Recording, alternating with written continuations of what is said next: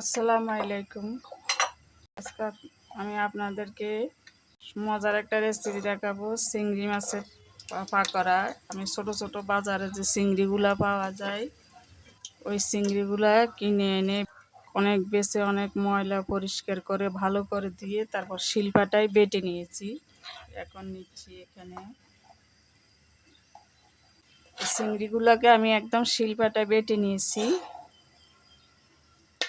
এই এগুলো ধুতে একটু কষ্ট, খুব ছোট ছোট চিংড়ি মাছ তো অনেক ধোয়াতে অনেক কষ্ট, একটু বাছতেও অনেক সময় লাগে। তা আমি আমার মা মেয়ে দুইজনে মিলে বেছে নিলাম।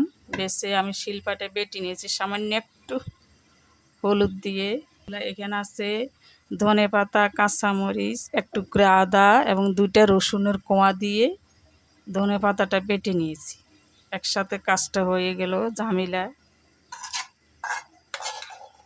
আবার কুচি করা ধনে পাতা দিলাম খাবার স্বাদের জন্য।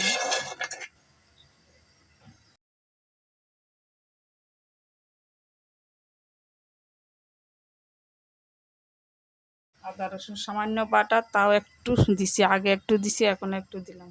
এই পরিমাণ মতো জিরার গুঁড়া, কারণ এখানে 250 গ্রাম চিংড়ি আমি বেটে নিয়েছি। তারপর দেব হলুদের গুঁড়া সামান্য, তারপর দিচ্ছি সামান্য ধনে গুঁড়া।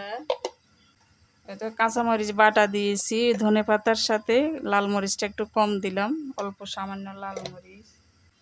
আর এখানে আমার আছে ভাজা জিরা, গোলমরিচ, শুকনা মরিচ, এগুলার ফোড়ন।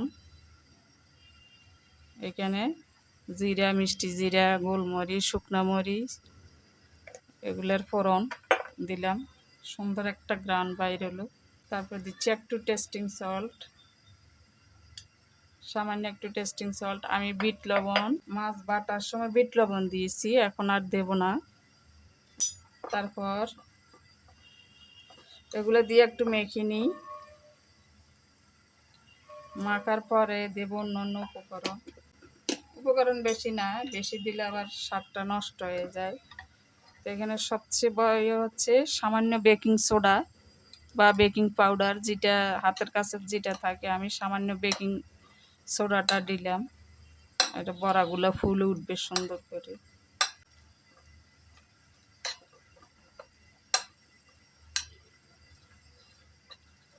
এবার আমি দিলাম বেসন।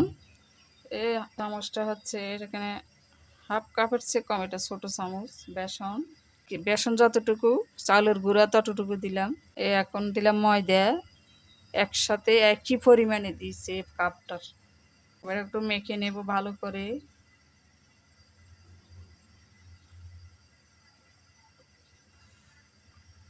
একটা ডিম দেব, ডিমটা অপশনাল, ডিমটা দিলে খাওয়ার স্বাদটা আর একটু বাড়বে।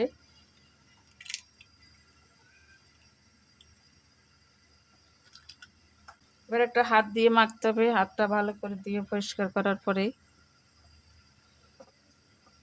এই বড়াটা যে কত টেস্ট, আপনি সব কিছুর সাথে খেতে পারবেন।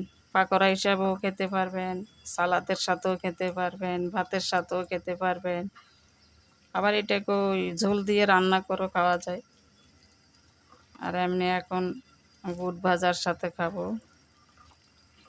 তো বেসন ময়দা যদি লাগে আর একটু দেব, কারণ বার্নিংটা বেশি নরম হলে আবার তেল বেশি টানে। বড়াটা খুবই খুবই মজা। এগুলো অনেকে কষ্ট বিদায় এসে ছোটো চিংড়িগুলো আনতেছেন, কিন্তু এগুলো খুব বাছতে সময় লাগে, পরিষ্কার করতে ধুতে সময় লাগে, একদম ধুতে ধুতে একদম সাদা পরিষ্কার করে ফেলতে। তারপর এগুলোকে শিলপাটা বেটে নিলাম।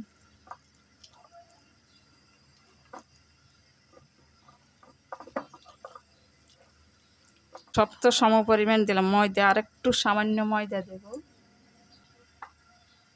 ময়দা আর একটু ছোটো এক চামচ ময়দা দেবো, আবার শেষ আর লাগবে না। কুচি করে কয়েকটু কাঁচামরিচ দিলাম।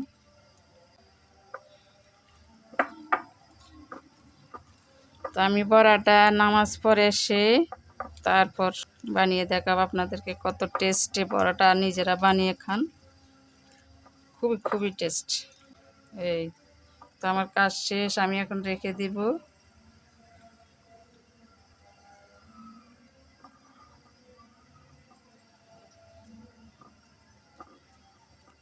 তো আমি লেবু রসটা প্রথমে দিয়েছি মাছ বাটার সময়, তারপরে আর একটু লেবু রস দিয়ে দিচ্ছি।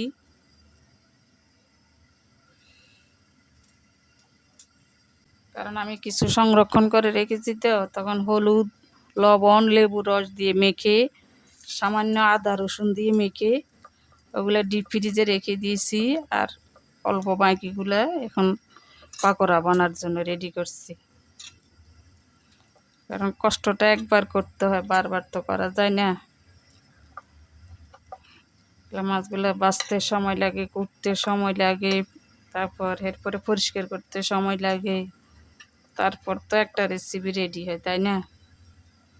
এই জন্য লেবু রসটা মেখে এখন ঢেকে রাখছি। এই তবে আমি নামাজ পড়ে আসলাম, আসে এখন দেখি কি অবস্থা। আর একটু নেড়ে চেড়ে নিই ভালো করে। মশলাগুলো এতক্ষণে প্রায় 20 মিনিট ভিতরে ঢুকে গেছে, খুব সুন্দর একটা গ্রান বাইর হয়েছে। লেবু রস দিলাম, তারপর ফোড়নের মশলাটা। তো এখন আমি তেলে ভেজে নেব।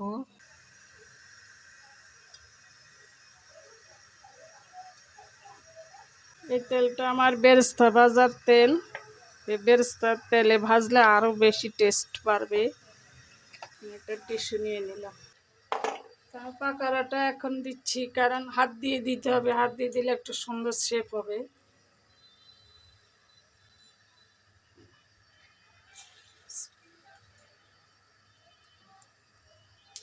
জালটা এখন মিডিয়াম করে দিচ্ছি, প্রথমে একটু হিটে ছিল।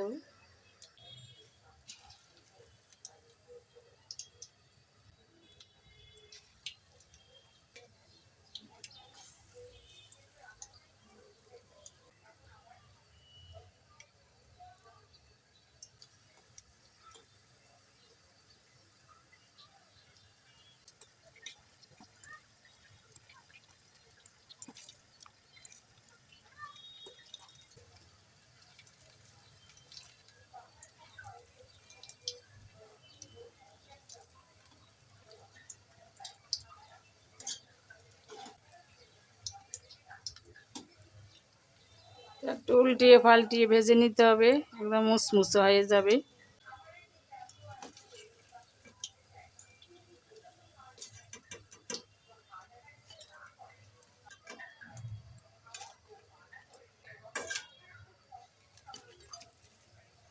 তো আর বাকিগুলা রেডি করে তারপর দেখাবো আপনাদেরকে। দেখছেন কত সুন্দরভাবে ফুলছে এবং মুসমুসে। তো দেখছেন কত বড় বড় মরিচ, এগুলো দিয়ে আজকে মরিচে তৈরি করব এবং এখানে পরিবেশন করব। একটু দেখাই আপনাদেরকে। এভাবে মাঝখান দিয়ে ফেরি নিতে হবে। ফেরি নিয়ে যে বিচিগুলো আছে খুব জাল, এগুলো ফেলে দিই, তারপর মরিচা। যেমন বুট ভাজার সাথে, সালাদের সাথে, আলুর চপ, বেগুনির সাথে।